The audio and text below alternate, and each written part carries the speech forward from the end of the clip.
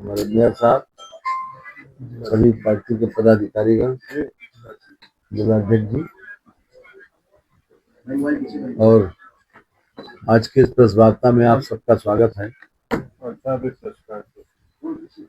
आज एक विशेष विषय को लेकर आज हम आप लोगों के बीच में हैं। जैसा कि आप जानते हैं कि केंद्र में भारत सरकार ने एक नया कानून इस बार के विंटर सेशन में पास किया, जो विकसित भारत गारंटी फॉर रोजगार एवं आजीविका मिशन ग्रामीण 2025। पुराना जो मनरेगा का कानून था उसको रिप्लेस करके ये नई व्यवस्था लाने के लिए ये अधिनियम पारित किया गया है। ये विशेष रूप से तो पहले मनरेगा लागू हुआ था तब ये कहा गया था कि राहत देने के लिए ये ग्रामीण क्षेत्र के लोगों को विशेष रूप से रोजगार देने के लिए ये कानून लाया गया है, लेकिन वास्तव में उसमें जितनी कमियां थी उसके विषय में काफी कुछ कहा जा चुका है, लेकिन विशेष रूप से भ्रष्टाचार, कुशासन और खराब संपत्ति का सृजन मुख्य रूप से इन्हीं कारणों से उसको लाया गया और वो आज की आवश्यकताओं को पूरा करने में असमर्थ था, इसलिए उसमें बदलाव किया गया।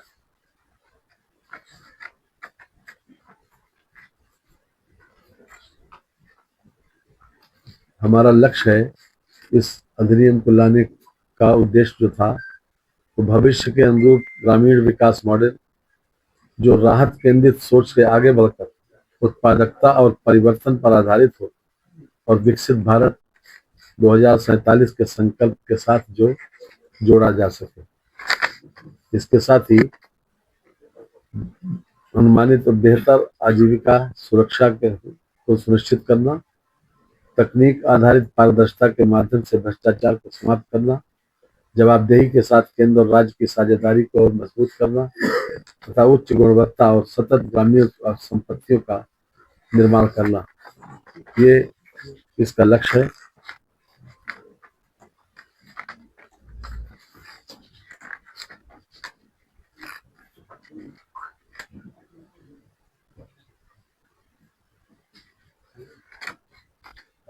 पुराने वाले कानून में खास तौर से बहुत अच्छे तरीके से उसकी प्लानिंग नहीं होती। कभी किसी सड़क के ऊपर मिट्टी पड़ी, उसके बाद फिर वो सड़क खोदी गई, कोई गड्ढा खोदा गया, उसके बाद उसे भर दिया गया। इस प्रकार की तमाम कमियां जो सामने आई तो उसको बदलने का एक संकल्प लिया गया और उसी के अनुरूप ये बिल लाया गया।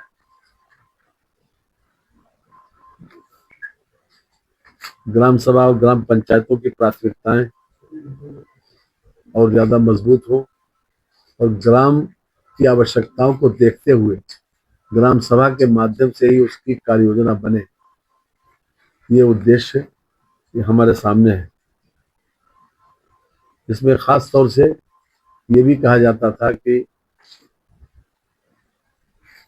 मजदूरों को 100 दिन की मजदूरी मिलेगी, लेकिन जो कटाई बुआई का सीजन होता था उस वक्त ये आम शिकायत रहती थी कि उनको लेबर नहीं मिलती कृषि कार्य के लिए, और लेबर जो मिलती है वो महंगी हो जाती है, उसमें काफी पैसा खर्च होता है, ज्यादा पैसा देना पड़ता है और काम की क्वालिटी भी प्रभावित होती है। इसलिए खास तौर से इसमें 125 दिन का प्रावधान किया गया है कि एक व्यक्ति को जॉब कार्ड के ऊपर 125 दिन का गारंटी शुदा काम मिलेगा और साथ ही वर्ष में 60 दिन तक इसमें छूट रहेगी, अर्थात वो 60 दिन तक जो कटाई बुआई का जो पीक सीजन होता है, चाहे रबी की फसल हो, चाहे खरीफ की हो या फिर दूसरी कोई फसल के बारे में, 60 दिन तक ये व्यवस्था रहेगी, उनको छूट मिलेगी उससे।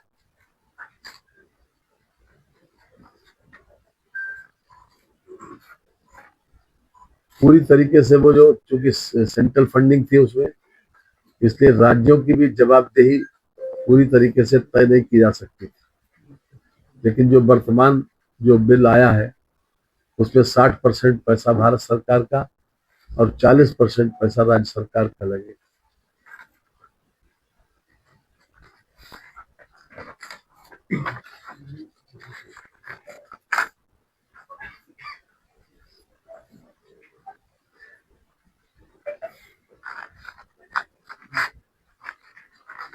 इस कानून को लाने के पीछे मोदी सरकार की ये मंशा है कि हर गरीब को रोजगार मिले, उसकी गरिमा का सम्मान हो और गरीब जनजाति और पिछड़े वर्ग को रोजगार मिले। विकसित भारत 2047 के राष्ट्रीय विजन के अनुरूप ग्रामीण विकास का एक नया ढांचा खड़ा करना हमारा उद्देश्य है। ये कानून विशेष रूप से राम राज्य की स्थापना की दिशा में उठाया गया एक महत्वपूर्ण कदम है।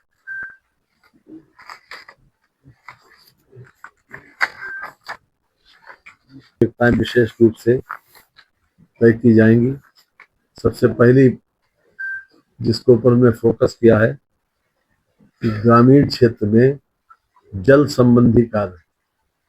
नंबर 2, मुख्य ग्रामीण बुनियादी ढांचे का निर्माण, उसमें पुलिया है, सड़क है, खवंजा है, नाली है, ये बुनियादी जो बेसिक इंफ्रास्ट्रक्चर है उसकी आवश्यकता थी। नंबर 2, आजीविका संबंधी बुनियादी ढांचे का निर्माण, अत्यधिक मौसमी घटनाओं के प्रभाव को कम करने के हेतु विशेष कार्य, अर्थात कोई बाढ़ हो या सूखा हो उससे राहत देने से संबंधित काम भी ग्राम पंचायत में ही तय किए जाएंगे, उसी के माध्यम से पूर्ण किए जाएंगे। इसमें जल सुरक्षा से खेती को बढ़ावा मिलेगा, सड़कें और कनेक्टिविटी से बाजार में सुधार होगा, भंडारण और आजीविका संपत्तियां ग्रामीण आय में वृद्धि लाई जाएगी, जलवायु अनुकूल कार्य गांव को सशक्त बनाएंगे।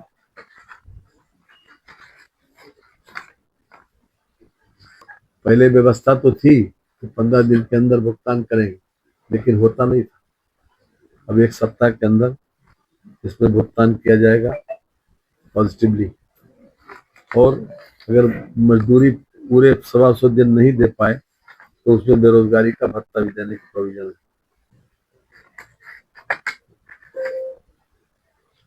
से कहा गया कि इसका नाम बदल दिया गया। नाम तो बहुत सी चीजों का बदला गया। शुरू से अगर देखें तो माननीय मोदी जी की सरकार में राजभवन का नाम बदल के लोक भवन किया गया, राजपथ का नाम दिल्ली में बदल के कर्तव्य पथ किया गया, रेस कोर्स रोड का नाम लोक कल्याण मार्ग किया गया और प्रधानमंत्री कार्यालय को बदल के सेवा तीर्थ का किया गया। तो एक सुधार की तरफ एक अच्छा कदम उठाया गया है और महात्मा गांधी का अपनी तरह से पूरी तरीके से सम्मान है। जब प्रधानमंत्री मोदी जी ने स्वच्छ भारत मिशन चलाया तो सबसे पहले उसी ऐनक को उन्होंने एक मॉडल बनाया और समय समय के ऊपर ऐनक को, गांधी जी की मूर्ति को कहीं हर जगह एक प्रतीक चिन्ह के रूप में देने का काम किया। जो लोग जो हमारे राष्ट्रीय स्वच्छता मिशन में 1 नंबर, 2 नंबर, 3 नंबर जो जनपद भी आए उनको भी इसी प्रकार का प्रतीक चिन्ह से सम्मानित किया गया। तो महात्मा गांधी जी का पूरा सम्मान था, उनका सम्मान है और आगे भी उनका रहेगा। ये चूंकि विपक्ष के पास कोई मुद्दा नहीं है इसलिए वो केवल इसी मुद्दे को उठाते हैं, तो उसमें जितने बड़े सुधार किए उसके ऊपर कोई उनके ऊपर निगाह नहीं जाती। इसलिए सुधार इसमें हर तरह से किया कि आज की परिस्थिति के अनुकूल हम उसमें योजना बना सकेंगे और एक स्थायी संपत्तियों का सृजन भी कर सकेंगे उसी के माध्यम से।